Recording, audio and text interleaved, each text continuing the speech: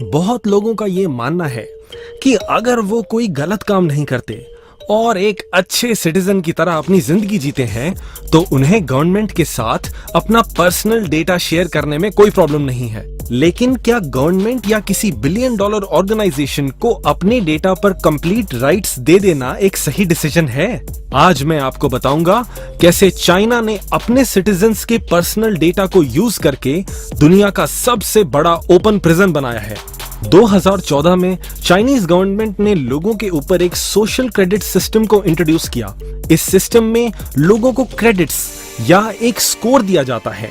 इस स्कोर से ये पता चलता है कि वो इंसान कितना ट्रस्टवर्दी है और इसकी चाइना के टुवर्ड्स कितनी इंटेग्रिटी है। बेसिकली ये स्कोर लोगों की सोशल वैल्यू डिटरमाइन करता है। ये सेम स्कोर बिजनेसेस को भी दिया जाता है। पहले देखते हैं कि इस स्कोर को डिटरमाइन करने के पैरामीटर्स क्या हैं।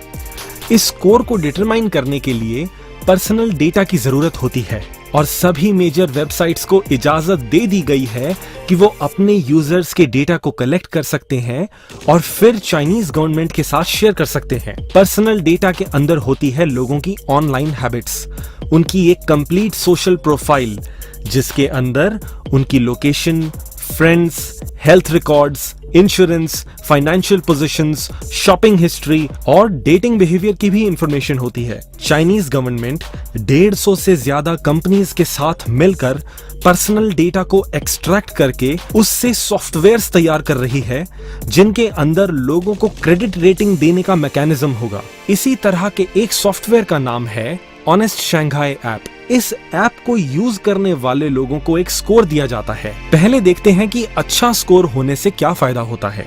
जब कोई इंसान चाइनीज गवर्नमेंट के अकॉर्डिंग एक अच्छे सिटीजन की तरह बिहेव करता है तब उन्हें एक हाई स्कोर दिया जाता है, जिसे वो अपने रेज्यूमे पर, बैंक्स में कम इंटरेस्ट पर लोन लेने के लिए, अपने बिल्स में डिस्काउंट लेने के लिए और तो और चाइनीज डेटिंग ऐप में हायर विजिबिलिटी के लिए यूज कर सकते हैं। अच्छे स्कोर का मतलब है एक अच्छी और कंफर्टेबल जिंदगी। ऑनेस्ट शंघाई ऐप में हाईएस्ट अचीवेबल स्कोर है 800।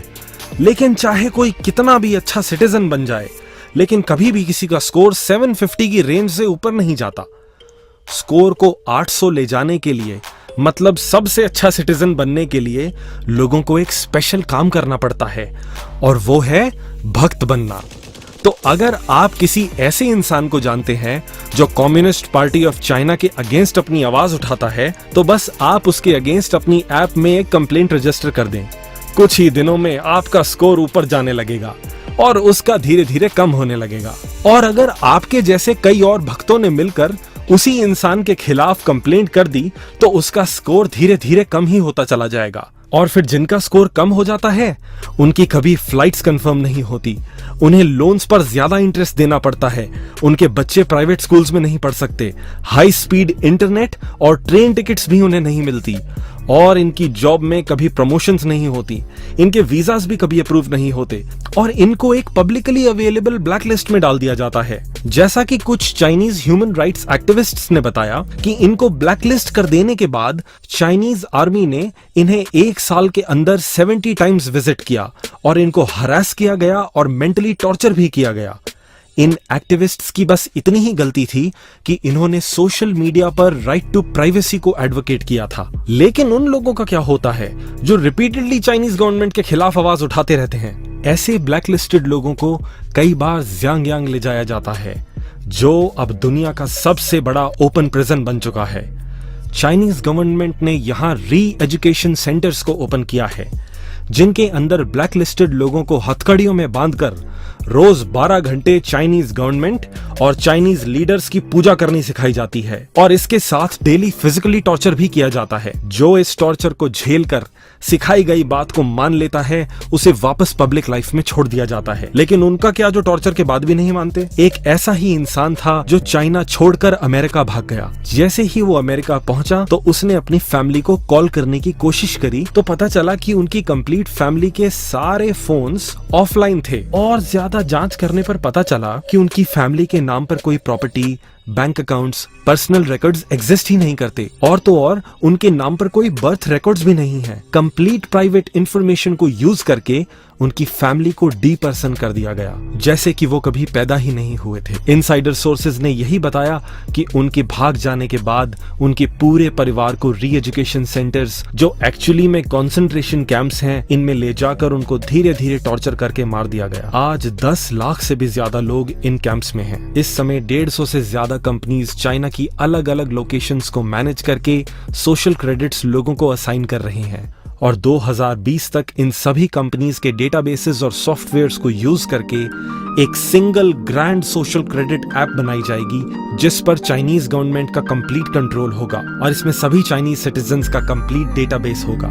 इस समय भी सीसीटीवी कैमरास की मदद से यही companies facial recognition softwares use करके लोगों के ऊपर कंप्लीट सर्वेलेंस रखती हैं। ये सब मैं आपको इसीलिए बता रहा हूं ताकि आप समझें कि जब किसी कंट्री के लोग अपनी गवर्नमेंट को एब्सोल्यूट राइट्स दे देते हैं तो उसका रिजल्ट क्या हो सकता है। अनलिमिटेड पावर किसी के भी हाथों में नहीं होनी चाहिए, because power corrupts and absolute power absolutely corrupts. जिस तरह से लोग खुशी से अपना पर्सनल डेटा सरकार के हाथों में देते जा रहे हैं, इससे तो ऐसा लगता है कि सारी पॉलिटिकल पार्टीज दूध की धुली हैं। इस बात को समझकर देखिए, आपका फेवरेट पॉलिटिशियन या पॉलिटिकल पार्टी आपके घर में आकर आपका खाना नहीं बनाता, ना आपके घर को चलाता है।